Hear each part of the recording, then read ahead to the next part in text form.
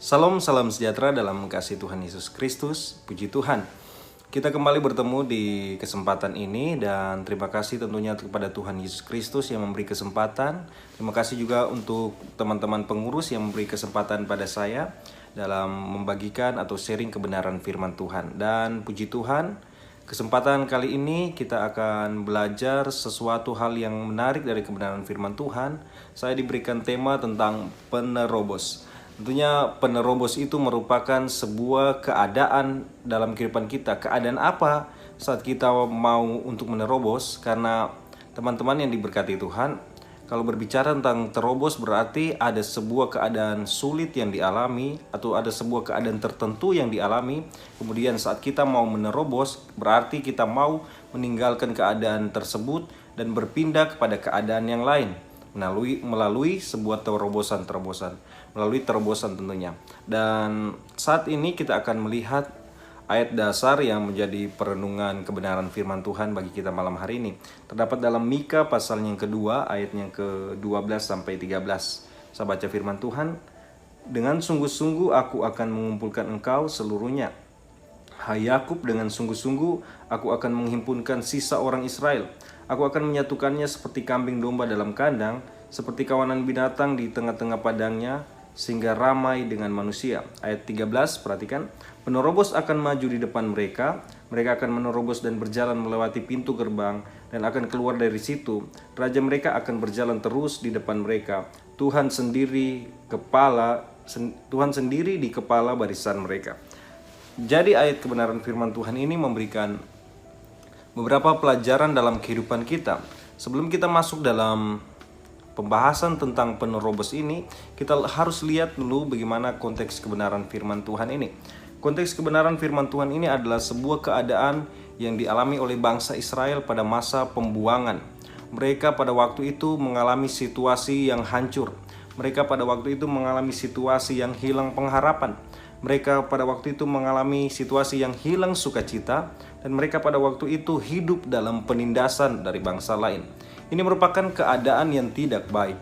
Ini merupakan keadaan yang tidak enak yang dialami oleh bangsa Israel pada waktu itu.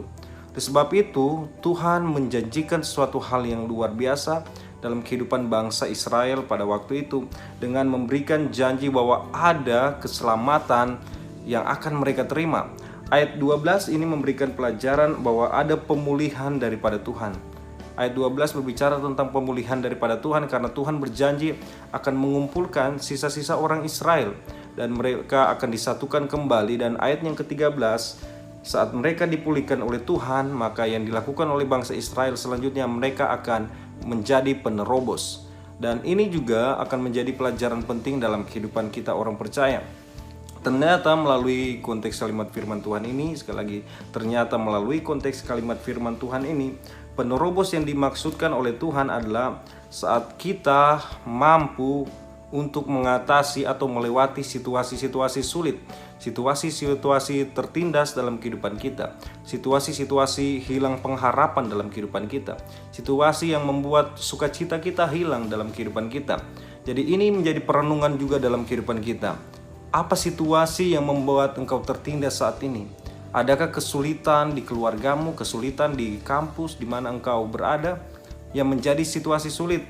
Dan itu semua yang Tuhan mau kita terobos dalam kehidupan kita, sehingga hidup kita adalah hidup yang baru di dalam Tuhan.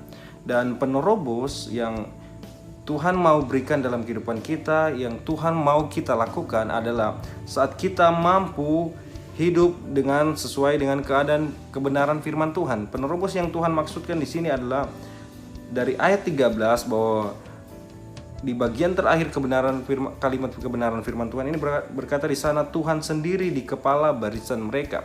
Jadi penerobos yang dimaksudkan Tuhan yang pertama adalah penerobos adalah orang yang mau dipimpin oleh Tuhan.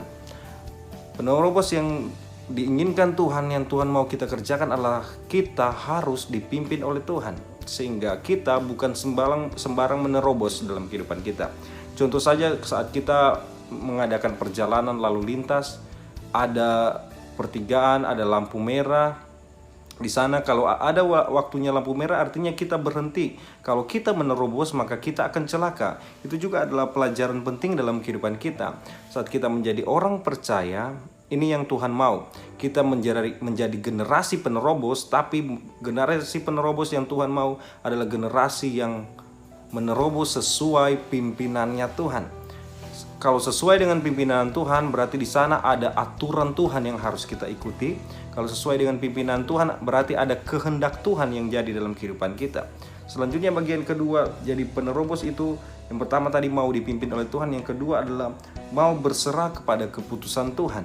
Biarlah keputusan Tuhan yang terjadi dan terlaksana dalam kehidupan kita, sehingga kita bukan sembarang saja menerobos dalam hidup ini, tapi kita benar-benar menerobos dan semua yang itu kita lakukan dengan rasa hati yang berserah kepada Tuhan. Dan ketiga, penerobos yang Tuhan mau izinkan atau yang Tuhan mau kita lakukan dalam kehidupan kita adalah saat kita mau menerobos sesuai aturannya Tuhan. Aturannya Tuhan adalah saat Tuhan Yesus ada di dunia, dia memberikan contoh bahwa ada kalimat dari Tuhan Yesus pada waktu saat sebelum dia disalibkan, saat dia berdoa di Taman Getsemani, dia berkata di sana, biarlah kehendakmu yang jadi. Ini adalah mentalitas yang harus kita miliki sebagai generasi penerobos, di mana kita terus berserah kepada Tuhan, aturannya Tuhan dan pimpinannya Tuhan, sehingga kita menjadi generasi penerobos, pribadi-pribadi yang menerobos sesuai dengan kehendaknya Tuhan. Karena kalau kita berada jauh di luar rencana dan aturannya Tuhan, pasti kita akan menerobos dan kita akan mendapat kecelakaan di sana. Tapi satu hal yang pasti Tuhan janjikan, saat kita menerobos sesuai dengan aturannya Tuhan, maka di sana ada perlindungan daripada Tuhan, ada pemeliharaan daripada Tuhan, dan akhirnya nanti kita akan menerima masa depan yang penuh harapan bersama dengan Tuhan. Puji Tuhan, ini sharing kebenaran firman Tuhan malam hari ini, kiranya memberkati kita semua.